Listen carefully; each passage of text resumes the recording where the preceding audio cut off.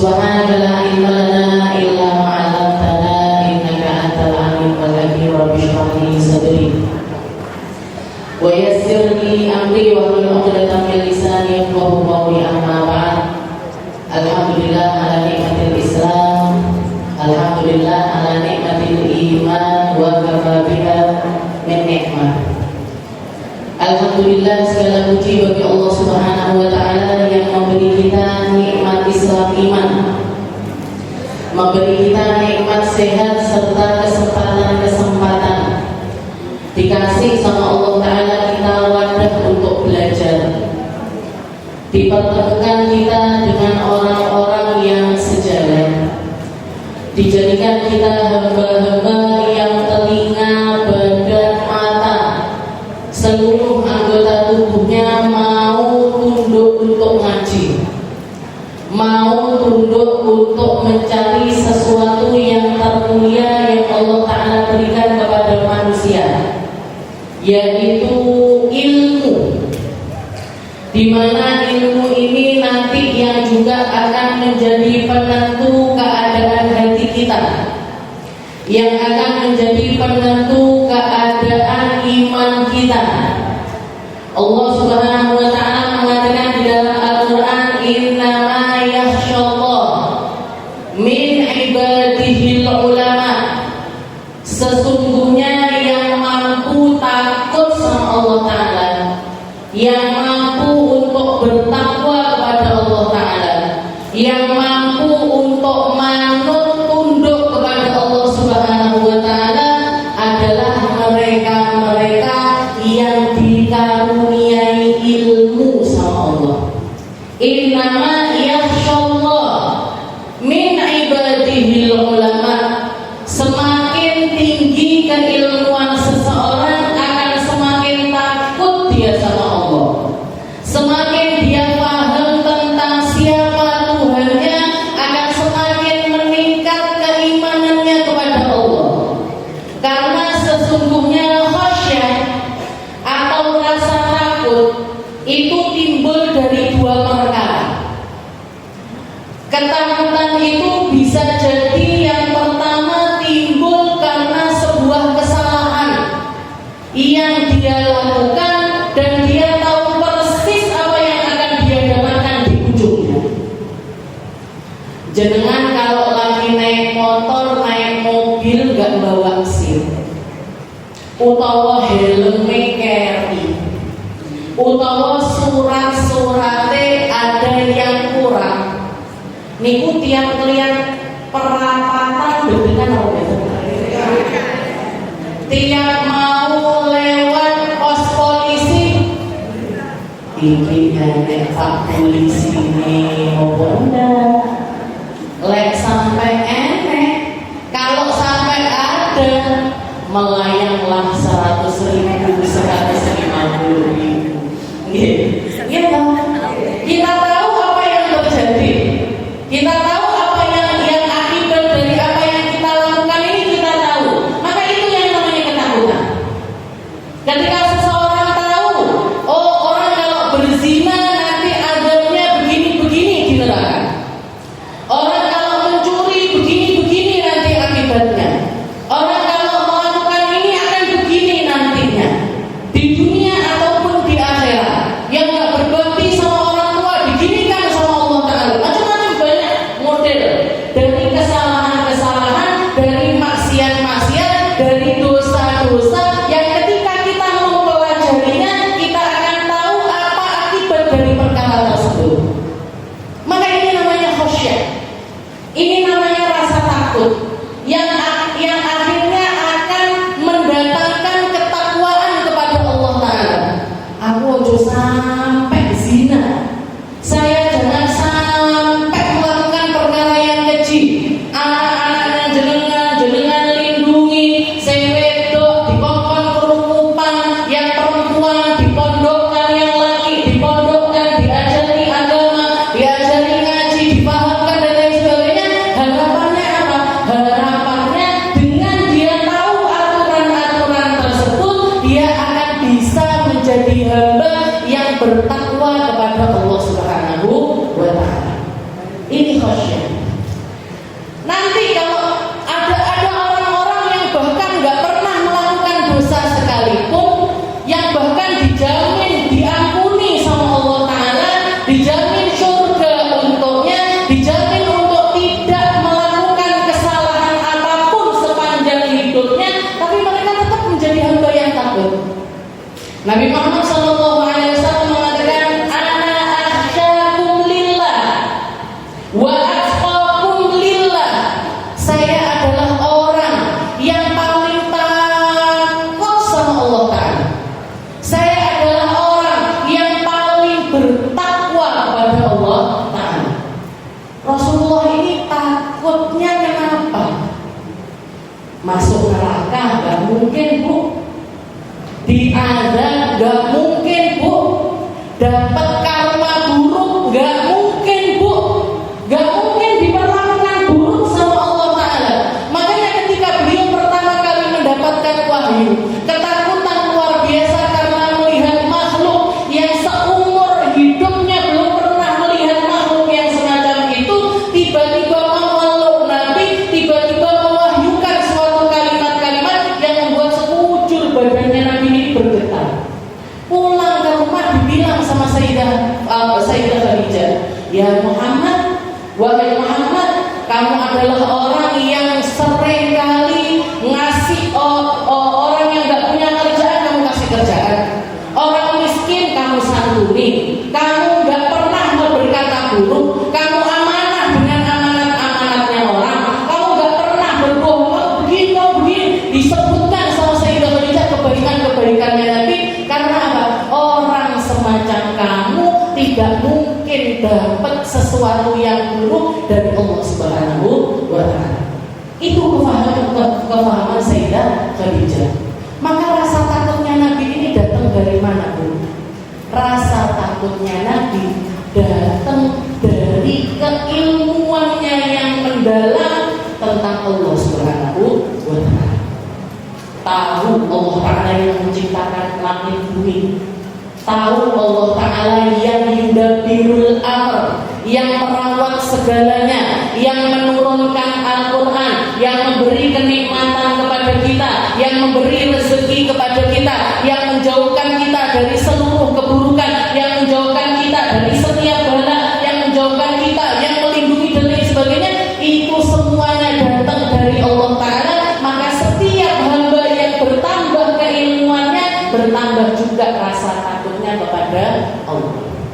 Kecuali kalau yang salah dirinya sendiri. Kecuali kalau yang salah ini wadahnya. Enek uang usaha ngaji, anak kiai ngerti, tahu baca Quran, bahkan hafal Al-Quran, tapi kok bisa itu kiai itu mencabuli murid-muridnya? Kok bisa itu Gus itu aneh kok ya, korupsi dana haji, korupsi uang cetak Al-Quran, korupsi ini, korupsi itu dan lain sebagainya. Kenapa kok mereka bisa jadi orang-orang yang semacam itu? Padahal ilmunya ada, padahal ngerti. Kenapa kok mereka bisa menjadi seseorang yang semacam itu? Karena wadahnya gak benar. Dia punya ilmu dibarengi sama kesombongan, gak jadi, Bu. Kalau pinter-pinteran, iblis lebih pinter. Kalau ahli ibadah, iblis jauh lebih banyak ibadahnya dibandingkan Nabi Allah Adam. Nabi Adam baru diciptakan, iblis sudah sujud di setiap inci dari alam semesta ini. Iblis sudah sujud melakukan berbagai macam ibadah di tempat-tempat yang belum pernah dipijak oleh Nabi Allah Adam. Tapi kenapa kok iblis ini bisa menjadi seseorang yang bisa menjadi hamba yang pada akhirnya itu dilaknat sama Allah Ta'ala. Yang melaknat bukan cuma Allah. Kita setiap kali mau ngaji, setiap kali mau sholat lalu melaknat iblis. A'udzubillahi minasyaitonir rajim. Saya berlindung kepadamu ya Allah dari apa? Dari gangguan setan yang terlaknat ini. Kenapa kok dia sampai jadi makhluk yang terlaknat?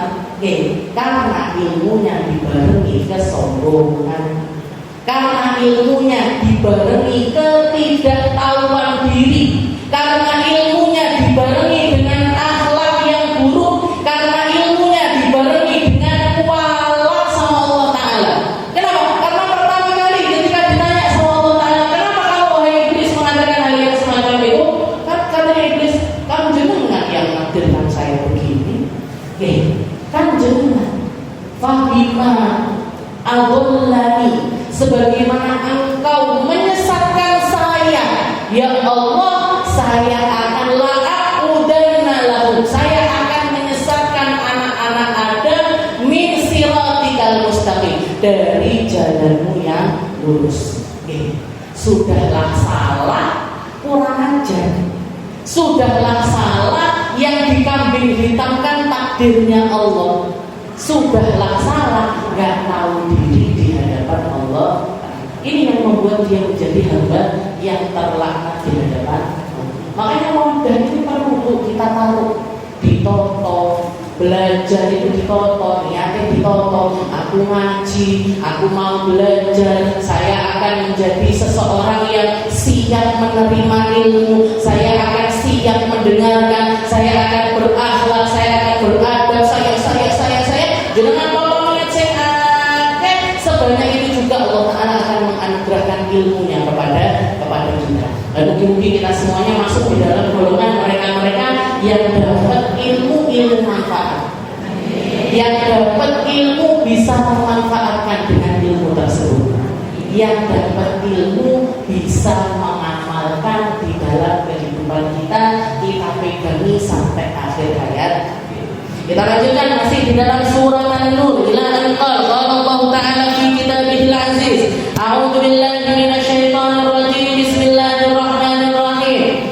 Alam tara anna Allah yusabbihu lahu ma fis samawati wal ardh wal tayru saffat kullun qad 'alima salatahu wa tasbihah wallahu 'alimun bima yaf'alun. Allah Subhanahu wa Ta'ala setelah memperingatkan tentang golongan-golongan hamba-hamba yang taat, setelah itu difahamkan sama Allah Ta'ala kepada kita tentang buruknya cara pandang orang kafir, buruknya apa yang dilakukan oleh orang kafir, buruknya cara mereka di dalam bermuamalah kepada Allah Ta'ala. Kabahrin lujjiyin yaghshahu mawjun min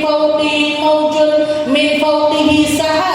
Keadaan ilmunya orang kafir, akhlaknya orang kafir, yang dilakoni sama orang kafir itu kayak sebuah kegelapan yang diletakkan sama Allah Ta'ala di dalam laut yang terdalam. Di atasnya ada ombak, ditutupi ombak lagi, ditutupi ombak lagi, di atasnya ada awan. Ida akhraja yadahu lam yakad yaraha. Sampai kalau kamu berada di tempat tersebut, tanganmu dewe awakmu tidak bisa ndelok. Tanganmu sendiri kamu nggak bisa ngelihat. Kenapa? Saking gelapnya tempat tersebut. Makanya orang apa yang jadi pandangannya orang kafir jangan sampai jadi pandangannya kita. Apa yang dinormalkan oleh orang kafir jangan sampai kita normalisasi. Apa yang menjadi kefahaman mereka, apa yang jadi lakon hidupnya mereka, jangan kita tirukan, Bu. Ojo diterok nih, Bu, artis-artis itu jangan ditirukan. Orang-orang kafir itu jangan ditirukan. Cara mereka hidup itu jangan ditirukan. Kenapa? Mereka itu walaupun terlihatnya itu senang, gembira, enak, nyaman dan lain sebagainya, mereka sedang berada di dalam kegelapan yang nyata. Kenapa kok ada di dalam kegelapan yang nyata? Gak kenal sama Allah. Allahu nurus samawati wal ardh. Allah cahayanya langit bumi ini cuma Allah. Kalau mau tahu ilmu yang benar, cari ilmunya Allah. Kalau mau tahu akhlak yang benar, cari akhlak yang benar dari Allah. Kalau ingin tahu rumah tangga yang benar, cari rumah tangga yang dimuliakan sama Allah Ta'ala. Kalau ingin tahu cara berpakaian yang benar, cari dari orang-orang yang memiliki ketakwaan kepada Allah Ta'ala. Cari, Bu, yang nyambung sama Allah. Jangan dengan lihat ke versi yang lain. Karena orang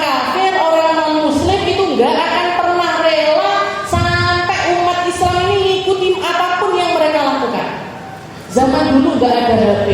Nggih, jenengan hidup tenang-tenang karo tombone, karo iki, nggih, dan lain sebagainya. Nggak terlalu hasut-hasut itu nggak besar, julid-julid itu nggak besar, konflik-konflik itu nggak besar. Besar atau nggak besar? Podo lain misalnya, biyen yo ngono kae, saiki yo ngono kae, cuman beda versi aja. Cuman zaman sekarang ini kan tambah hebat. Informasi yang masuk ke kita ini kan tambah hebat. Di dalam kitab Risalatul Mu'awanah itu disebutkan caranya kalau kita itu pengen punya ridho kepada Allah Ta'ala. Kalau kita itu pengen hati kita itu lapang, punya keridhoan, gak gampang sumpah, gak gampang loro hati, gak gampang baper. Gampang baper mau boten jenengan. Boten saja, tapi nek aku kok ngene ya nggih. Gak gampang baper, gak sempit, hatinya gak sempit. Gimana caranya? Katanya Habib Abdullah bin Alawi Al-Haddad, kalau itu kalau sumber sumpahmu itu adalah sesuatu yang bentuknya itu adalah kenikmatan, sesuatu yang melekat kepada dirimu, cukup kamu gak usah bandingkan yang ada pada dirimu dengan yang ada pada orang lain. Cukup gak usah bandingkan hidupmu dengan hidupnya orang lain. Gak akan sumpah, Bu. Senggarai sumpah ini apa? Ibu ini panggah ganti air jilbab. Ibu ini rasa anak lo ngaji. Jadi tak belok ngaji yang majelis kono warnanya kuning. Ini saiki warnanya coklat. Akhirnya yang pertamanya berangkat ke majelis tenang-tenang, tasku kok ini 10 tahun orang ganti-ganti. Tasku kok sponsornya sabun mandi. Ini apa namanya, Bu? Penyakit digoleki dhewe. Ini namanya kesumpah. Dia sendiri yang bikin.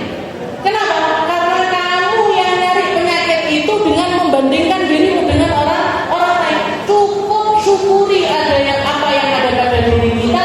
Gak perlu kita melihat apa yang ada di tangan orang lain. Hidupmu akan tenang. Hidupmu akan tenang. Kalau sumber, jadi main jenang kalau sumpah itu dimulai itu sumbernya apa? Kalau itu tentang sebuah kenikmatan, cukup kita tidak membandingkan diri kita dengan orang lain, hilang sumpah itu. Yang kedua, tapi kalau misalkan itu tentang musibah, sakit yang tiba-tiba datang, ataupun juga himpitan ekonomi yang tahu dulu dia toko waris sudah saya sepi. Dulu saya sehat, saya titik-titik dingin. Dulu saya gimana ini? Cara kita menghadapi cobaan yang semacam itu gimana?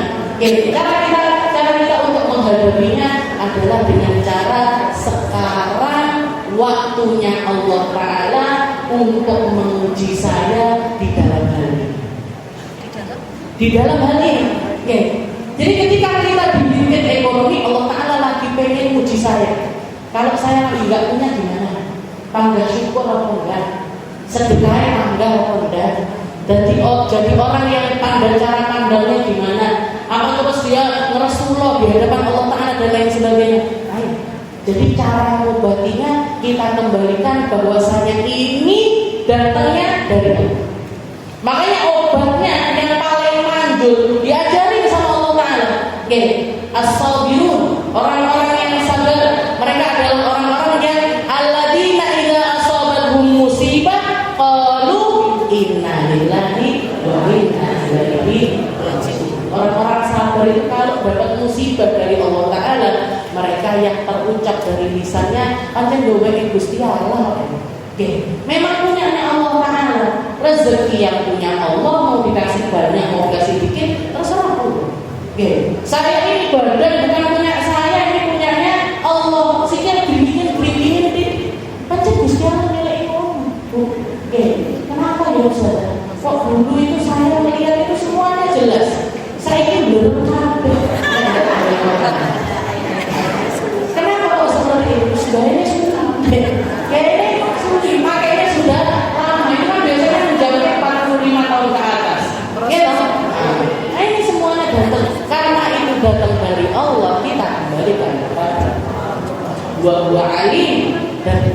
Dan yang perlu kita yakini adalah yang ngasih cobaan tersebut adalah zat yang ingin menghadiahi kita hadiah yang terbesar.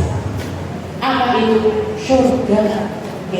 Jadi yang menguji kita dengan cobaan-cobaan tersebut adalah Tuhan yang maha baik, yang maha kasih, yang maha sayang, yang maha pengampun, yang maha penerima taubat, yang maha detail di dalam penciptaannya, yang maha bijaksana di dalam setiap urusannya. Dan yang diinginkan dari Allah Ta'ala dari kita adalah menghadiahkan kepada kita tempat kembali terbaik, tempat kembali ternikmat, yaitu surganya Allah Ta'ala. Nah, dikatakan di sini Allah Ta'ala mengatakan alam tara annallaha yusabbihu lahu ma fis samawati wal ardh. Ketahuilah, apa kalian enggak tahu? Ketahuilah wahai manusia, alam tara annallah, bahwasanya Allah Ta'ala itu yusabbihu lahu ma fis samawati wal ardh. Yang di langit, yang di bumi semuanya bertasbih memuji Allah. Alam taro, apa kamu gak lihat? Kalimat ini seringkali dipakai sama Allah Ta'ala untuk mendatangkan informasi kepada kita, untuk ngasih ilmu kepada kita, untuk memahamkan kita. Dan ilmu ini tadi sifatnya sesuatu yang kadang-kadang manusia nalarnya gak nyampe ke sana. Yang kadang-kadang manusia ini ilmunya gak akan bisa berada di level tersebut. Entah itu karena berbeda model jenis makhluk, bisa juga karena berbeda masa dengan kita. Seperti ketika Allah Ta'ala juga menceritakan di dalam Al-Quran, alam taro ilalladzi, alam taro ilalladzi hajja Ibrahim fi rabbih. Apakah kalian gak tahu ketika Rasulku yang namanya Ibrahim ini dicecer pertanyaan sama rajanya tentang kekuasaan yang Allah Ta'ala berikan kepada Nabi Allah Ibrahim. Alam taro ilalladzi hajja Ibrahim fi rabbih an atahul mulk. Ketika Nabi Ibrahim ini punya sesuatu, yaitu kekuasaan, banyak pengikutnya, banyak yang beriman kepadanya. Raja ini nggak terima kalau ada agama baru dan banyak yang mengikuti dari golongannya Nabiullah Ibrahim. Maka dipanggil Nabi Ibrahim. Setelah itu ditanya, kenapa kok kamu nggak nyembah aku lagi? Kenapa kok kamu nyembah Tuhan yang lain?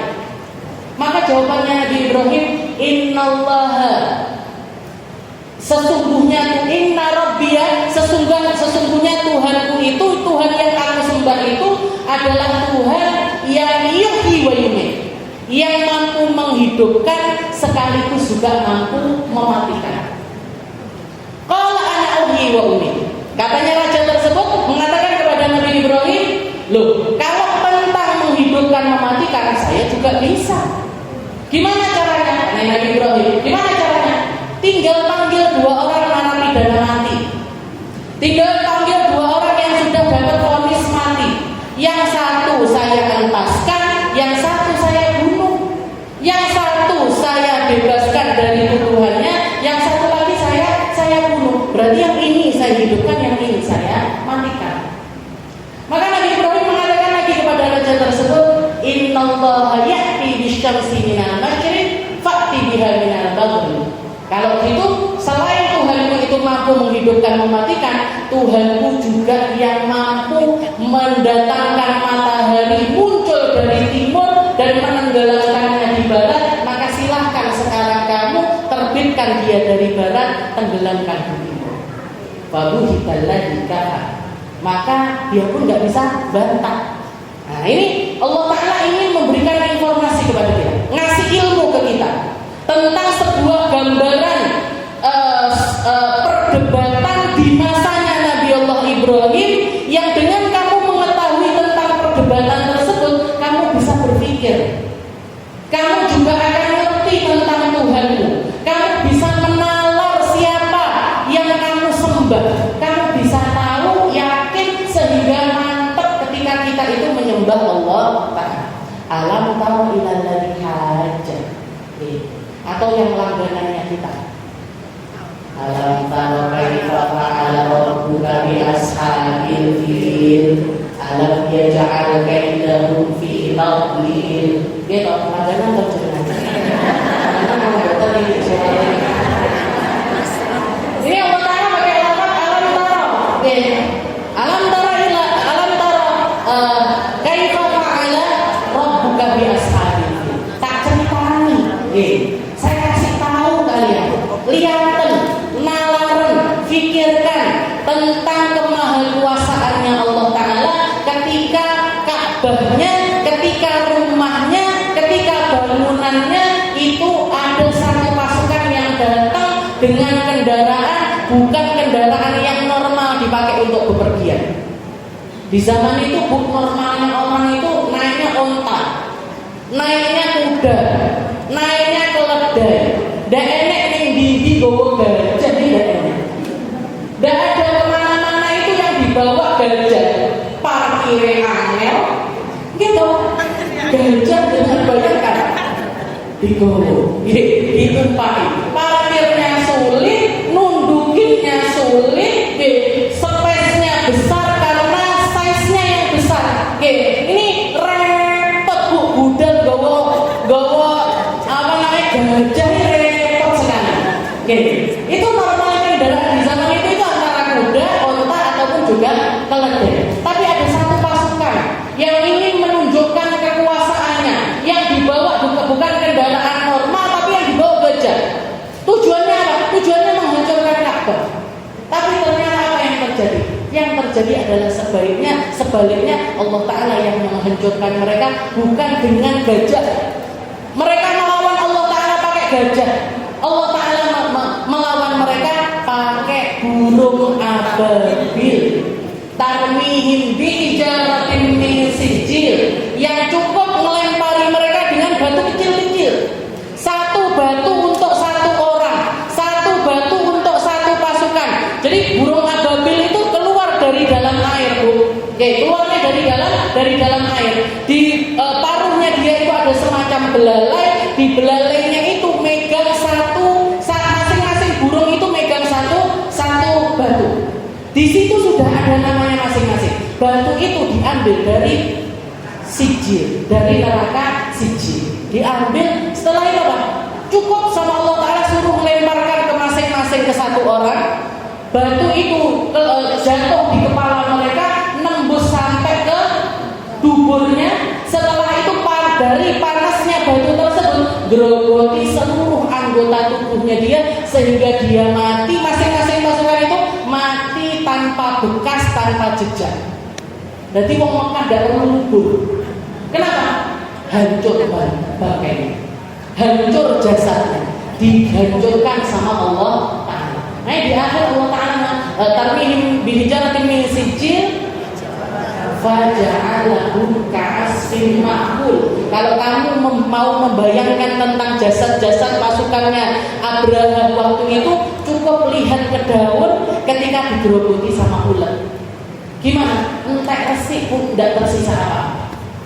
Habis semuanya, gak menyisakan apapun, gak menyisakan kerangkanya kah, organ dalamnya kah, ininya gak ada. Habis dihabiskan sama Allah. Alam tahu. Nah, ini sesuatu ilmu yang kalau kita mau menalar, Allah Ta'ala ingin menceritakan sebuah informasi yang terjadi di zaman dulu, tapi agar kita paham, dibawa sama Allah Ta'ala di dalam Al-Quran. Atau kadang-kadang kita bisa semasa dengan hal tersebut, tapi nalarnya manusia nggak nyampe. Contohnya yang ini, contohnya di dalam ayat ini. Karena Allah Ta'ala alam tahu, anallaha yusabbihu lahu ma fis samawati wal ardh.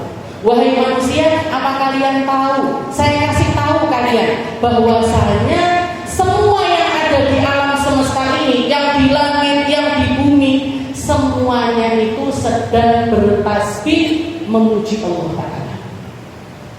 Yang di langit memuji Allah, yang di bumi muji Allah. Oke, katakan di dalam Al-Quran, wal malaikatu hafina haulal arsh yusabbihunahu. Oke, dikatakan di dalam Al-Quran, sesungguhnya para Allah Ta'ala itu menciptakan malaikat-malaikat khusus untuk muterin arsy-nya Allah dengan bertasbih. Oke, itu malaikat-malaikat yang ada di atas langit sana. Oke, jadi yusabbihu lahu man fis sama. Man itu siapapun. Oke, siapapun yang dikasih nyawa sama Allah Ta'ala, yang di langit, yang di bumi bertasbih.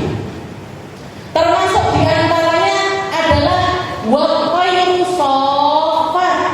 Bahkan burung-burung yang ada di antara langit bumi pun juga bertasbih.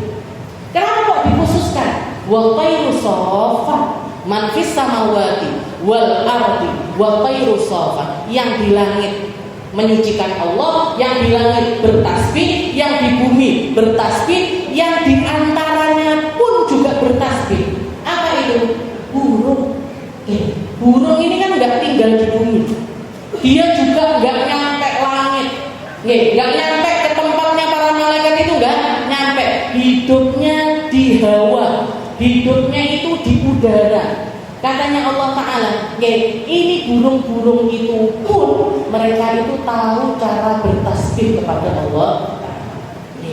Yusabbihu lahu man fis samawati wal ardi wa tayru safa. Jadi ini informasi yang ingin Allah Ta'ala beritahukan kepada kita. Wahai manusia yang memuji Allah, yang bertasbih, yang bertahmid, yang bertahlil, yang mengucap alhamdulillah, yang mengucap sholawat, yang mengucap zikir bentuk apapun, dan Allah mutlak. Bukan cuma manusia, yang di langit itu penuh yang bertasbih sama Allah, yang di bumi juga penuh yang bertasbih kepada Allah, yang di hawa-hawa pun juga bertasbih sama Allah Ta'ala. Cuman kamu adalah hambaku yang aku berikan ikhtiyari. Aku berikan pilihan kepadamu untuk bertasbih atau tidak. Karena ketika kamu bertasbih, kamu masuk di dalam golongan hamba-hambaku yang taat. Kamu nyusuli makamnya para malaikat, kamu nyusuli makamnya orang-orang soleh, kamu memantaskan dirimu masuk di dalam golongan mereka ketika kamu tunduk bertasbih kepada Allah. Yusabbihu lahu man fis samawati wal ardh. Tapi kalau kamu menolak untuk bertasbih, Allah Ta'ala nggak pernah tutup sama tasbihnya kita. Kamu sama enggak us? Makanya majelis tahlilan sama enggak us? Bid'atu dolalah finar. Bid'ah katanya, dolalah sesat, neng neraka. Katanya Allah Ta'ala, dan butuh kowe gak tahlilan, saya tahlilan akeh. Saya nggak mau urutan salawatan, saya nggak mau. Saya nggak mau bid'ah katanya. Baru itu awakmu loh Yohana, jilbabmu Yohana, sandalmu Yohana. Siapa? Mana di antara kita ini yang nggak bid'ah ini mana? Semua dari kita bid'ah, semua dari kita sesuatu yang baru. Tapi ketika kamu memakai apa yang ada pada dirimu ini untuk taat kepada Allah, untuk zikir, untuk ingat Allah, kamu masuk di dalam golongan hamba-hamba yang mulia. Kullun qad alima salatahu wa tasbihah. Dan katanya Allah Ta'ala, semua di antara mereka tahu persis caranya bertasbih, tahu persis caranya sholat. Para ulama mengatakan di sini di dalam tafsirannya, qala Mujahid as-salatu li bani Adam. Katanya Imam Mujahid, sesungguhnya kalau sholat kullun, semuanya yang di langit, yang di bumi, yang di tengah-tengah, semuanya tahu cara sholat masing-masing, tahu cara bertasbih masing-masing. Katanya Imam Mujahid, as-salatu li bani Adam. Kalau sholat yang kita kenal dengan takbiratul ihram, Fatihah, ruku, i'tidal, sujud, duduk di antara dua sujud, tasyahud akhir dan lain sebagainya, itu adalah cara sholat yang dikhususkan sama Allah untuk anak-anak Adam, untuk kita manusia pun. Sholat itu ibadah yang dikhususkan sama Allah Ta'ala untuk kita. Malaikat apa enggak sholat Ustazah? Malaikat mereteli sholat tidak menggabungkan seluruh sholat. Ada di antara mereka yang disuruh sama Allah Ta'ala berdiri, maka berdiri dia terus sampai hari kiamat. Ada yang diperintahkan sama Allah Ta'ala untuk rukuk terus dia sampai hari akhirat. Ada yang disuruh i'tidal terus dia sampai hari akhirat. Sujud terus sama Allah Ta'ala, bertasbih terus, sholawat terus, macam-macam. Sesuai dengan perintahnya Allah, sesuai dari instruksi dari Allah Ta'ala. Tapi kalau sholat yang mulai dari awal sampai akhir kita belajar, kita ngikuti, kita tahu ada subuh, duhur, asar, maghrib, isya, itu adalah ibadah yang Allah Ta'ala khususkan untuk manusia. Model sholat itu tadi khusus untuk kita. Makanya katanya Allah Ta'ala, hafidhu ala salawat, hafidhu ala salawat, jaga sholat kalian. Hafidhu ala salawat wassalatil wusta wa qumu lillahi qanitin. Utamanya adalah sholat yang di tengah-tengah. Ada yang mengatakan yang dimaksud di situ adalah sholat asar. Sampun sholat asar sedoyo kami. Sampai sholat asar. Hafidhu ala salawat wassalatil wusta wa qumu lillahi qanitin. Setelah itu katanya Allah Ta'ala, berdirilah kamu sebagai hamba-hamba yang taat kepada Allah. Jadi as-salatu li bani Adam. Salat itu untuk anak-anak Adam. Sedangkan yang tasbih wal tasbih li sa'iril khalq. Tasbih itu bentuk ibadah yang Allah Ta'ala berikan kepada seluruh makhluk. Yang Allah Ta'ala berikan kepada seluruh makhluk. Di dalam hadis Nabi Muhammad SAW mengatakan, man qala subhanallah wa bihamdi fil yaumi mi'ata marrah khuttat lahu khatayahu wa ikanat mithla zabadil bahar. Katanya Nabi Muhammad SAW, barang siapa yang bertasbih, mengucap subhanallah wa bihamdi dalam sehari 100 kali. 100 ribu akeh napa titik? Titik Bu. 15 menit selesai. Subhanallah. Pokoknya lek jalan atas. Kenapa? Sekarang. Subhanallah. 100 kali dalam sehari. Katanya Allah Ta'ala, khuttat lahu khotoya. Allah Ta'ala akan lebur dosa-dosanya dia. Wa ikanat mithla zabadil bahar. Bahkan misalkan dosa itu sebanyak buih di lautan sekalipun. Tahu jangan buih di lautan? Buih. Nanti kalau ada ombak pecah di pantai itu kan keluar kayak butiran-butiran putih-putih gitu. Itu buih itu. Kalau ombaknya besar, buihnya akan banyak. Semakin ombaknya ini besar, maka buih yang keluar ini juga akan semakin banyak. Kalau ombaknya kecil, buihnya juga sedikit. Dan keadaannya manusia dengan dosa itu semacam buih. Kadang akeh lepas kumat suro-suro kocone belum pasar atau komunitasnya ngajak yang begini begitu. Jadi kalau ombaknya lagi besar, biasanya ya dosanya paling akeh. Kalau lagi kumat, ayo. Kadang-kadang kecil, kadang-kadang kalau ombaknya itu kecil ya. Tapi satu yang pasti, lautan itu nggak pernah lepas dari ombak, nggak pernah lepas dari buih. Sehingga apa? Ini perumpamaannya kita tuh, manusia sama dosa itu semacam itu. Seperti apapun kita berusaha, panggah salah. Seperti apapun kita bertobat, panggah enek salah. Kenapa itu kenapa para ulama kita ngajarin kalau selesai sholat, assalamualaikum warahmatullah, assalamualaikum warahmatullah, langsung baca astagfirullah. Kenapa kok langsung istighfar? Padahal baru sholat. Ya ini penyakitnya. Jangan sholat pikirannya yang tinggi. Sholat rokaatnya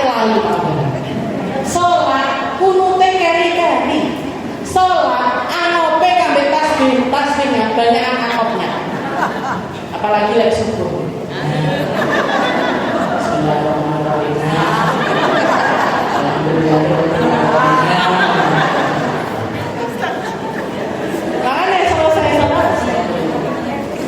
Selesai keluar dari kamar mandi, alhamdulillah jadi adhaba anil adha wa afani. Keluar kita minta ampun sama Allah Ta'ala. Keluar dari kamar mandi itu kita doa, ghufrana, minta ampun ya Allah. Alladzi adhaba anil adha wa afani. Padahal saya ini jenengan baru dan jenengan kasih nikmat sehingga badan ini tetap bisa sehat. Alladzi adhaba anil adha, karena kotorannya barusan keluar. Wa afani, saya dijadikan hamba yang sehat. Tapi saya minta ampun ya Allah. Ya Allah, karena seberapapun banyaknya nikmat yang Engkau berikan saya tetap gak bisa bersyukur dengan cara yang sesuai kepadamu. Makanya kita baca istighfar. Jadi katanya Nabi Muhammad seperti itu. Barang siapa yang baca tasbih sehari 100 kali, 100 kali minimal itu 100 kali itu khutbat lahu khotoya wa ikana ifrazalillah. Allah Ta'ala akan mengampuni dosa-dosanya dia meskipun sebanyak buih yang ada di lautan sekarang.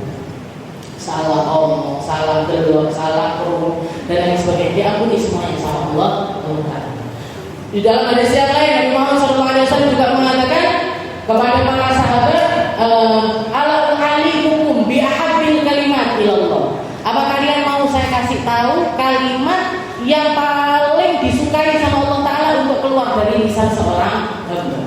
Katanya para sahabat, bala ya Rasul, tentu saja kami mau ya Rasul. Maka katanya Nabi, baca subhanallah wa bihamdi, subhanallahil azim, subhanallah bihamdi, subhanallahil azim. Terserah. Di dalam hadis yang lain Nabi Muhammad juga mengatakan, man halahu ayyuka bidahu billail.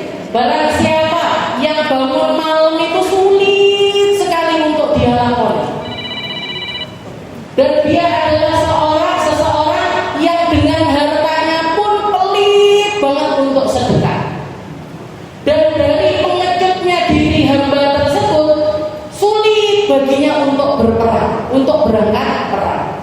Jadi bangun malam dan kuat. Bangun malam ini kan ibadahnya orang-orang istimewa. Ibadahnya orang-orang istimewa. Bu, jenengan kalau bisa qiyamul lail, apalagi istiqomah qiyamul lail, itu kemuliaan luar biasa dari Allah Ta'ala. Bangun saya jam 2 mesti melek.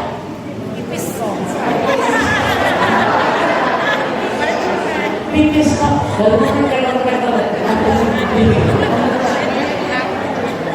padahal itu istimewa sekali. Dibangunin sama Allah Ta'ala tengah malam, nggak pakai alarm, nggak pakai apa. Itu kemuliaan yang luar biasa. Nggak sampai disinggung sama Nabi Muhammad di dalam hadis ini. Barang siapa yang bangun malam itu masih jadi PR yang sulit bagi dia, dan pelitnya sifat dari orang tersebut masih sering kali kalah dia dari pelitnya dibandingkan sedekahnya. Terus niat, koma harus niat. Aku kok nek aja arep ngleboni ning gone kotak amal arep ngleboni 100.000. Teko perapatan saya katakan nyampe depan sini 10.000 langsung ke Jepang 20.000 mulai kemudian di bawah itu nyampe kok ini 10.000. Jadi dia sama pelitnya masih menahan pelitnya. Setelah itu juga yang ketiga, wajahuna, dan dia adalah orang yang pengecut. Jadi dijak perang sama Nabi nggak pernah mau, nggak pernah kuat, takut melihat darah, takut membawa pedang, takut bawa ini dan lain sebagainya. Katanya Nabi Muhammad, fal yukthir min qauli subhanallah. Maka orang-orang semacam itu tambeli dengan banyak-banyak bertasbih. Tambeli dengan tasbihnya yang banyak, Bu. Wong medit, wong nggak bisa bangun malam, itu tambeli dengan tasbih yang banyak. Subhanallah, subhanallah, subhanallah, subhanallah, subhanallah. Kenapa? Fa innahu ahabbu ilallah, karena kalimat tasbih itu yang banyak tapi fal yukfir katanya Nabi. Fal yukfir, maka hendaknya dia memperbanyak tasbih fa innahu ahabbu ilallah, karena kalimat itu jauh lebih disukai sama Allah Ta'ala min jabali dhahabin yunfiqu fi sabilillah, dari segunung emas yang disedekahkan seorang hamba di jalan Allah Subhanahu wa Ta'ala. Ini obatnya wong medit yang banyak tasbih. Harapannya apa? Harapannya dilepaskan dari kita kepelitan. Harapannya dibebaskan kita dari jadi orang-orang yang punya penyakit pelit. Orang pelit itu nggak bagus, Bu. Orang pelit itu ba'idun minallah, ba'idun minal jannah. Jauh dari Allah, jauh dari surga.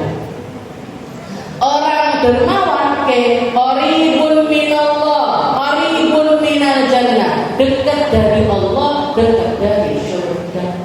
Jadi itu penyakit. Aduh, kita harus tahu, Bu, pelit itu penyakit. Pelit itu adalah sebuah penyakit. Nah, kalau masih belum bisa, ini Bu, maka kalau medite, maka kita tambeli itu dengan memperbanyak bertasbih. Harapannya biar dibebaskan sama Allah Ta'ala dari hal-hal yang semacam. Nah, ini kita manusia ini makhluk yang dibebaskan sama Allah Ta'ala. Tasbih berapapun, sebanyak apapun, semakin banyak semakin besar pahalanya dari Allah. Kalimatani khafifatani fil lisan, thaqilatani fil mizan. Subhanallah bihamdi, subhanallahil. Nabi Muhammad juga pernah mengatakan ada dua kalimat yang di lisan itu mudah, tapi di timbangannya Allah Ta'ala itu berat.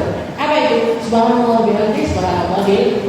Jadi ditarget, sedino 100, nanti naik 200, nanti naik 300, nanti naik 400, nanti naik 500, terus seperti itu. Diistiqomai tasbih-tasbih yang dawam, yang sebaiknya kita lakukan di waktu-waktu tertentu itu didawami. Diistiqomai. Semacam tasbih yang dibaca setelah selesai sholat. Subhanallah, subhanallah, subhanallah 33 kali. Alhamdulillah, alhamdulillah, alhamdulillah 33 kali. Allahu akbar, Allahu akbar, Allahu akbar 33 kali. Itu diistiqomah. Diistiqomah setiap kali habis sholat. Ojo bar sholat salam kencing. Sholat kencing. Minimal itu baca ayat kursi, baca Al-Ikhlas 3 kali, baca An-Nas sekali, baca Al-Falaq sekali, sama baca tasbih ini tadi. Subhanallah 33 kali, alhamdulillah 33 kali, Allahu akbar 33 kali. Nah, untuk yang semacam ini yang memperbanyak semakin banyak pahalanya dari Allah. Yang menyedikitkan, minimal ojo titik-titik banget. Jangan sedikit sekali, jangan. Tapi berusaha kita untuk mendawaminya dengan lebih baik. Alam tara ilal ladzi alam tara Allah yusallu fi samawati wal ardi wa ghayru safat kullun qad alima salatahu wa tasbiha wallahu alimun bima yaf'alun. Dan katanya Allah Ta'ala, ketahuilah wahai hamba, saya ini Allah Ta'ala itu alimun bima yaf'alun, maha melihat, maha tahu, maha mengerti dengan apa yang kamu lakukan. Kita ngapain aja Allah Ta'ala tahu. Kita ngapain aja yang di dohir kita, yang di dalam batin kita, Allah Ta'ala maha tahu atas itu semuanya. Maka kamu gak akan pernah bisa membohongi Allah Subhanahu wa Ta'ala. Wallahu alimu bima yaf'alun. Walillahi mulku samawati wal ardh. Walillahi mulku samawati wal ardi wa ila Allahil masir. Wallahu a'lam bisawab. Insyaallah kita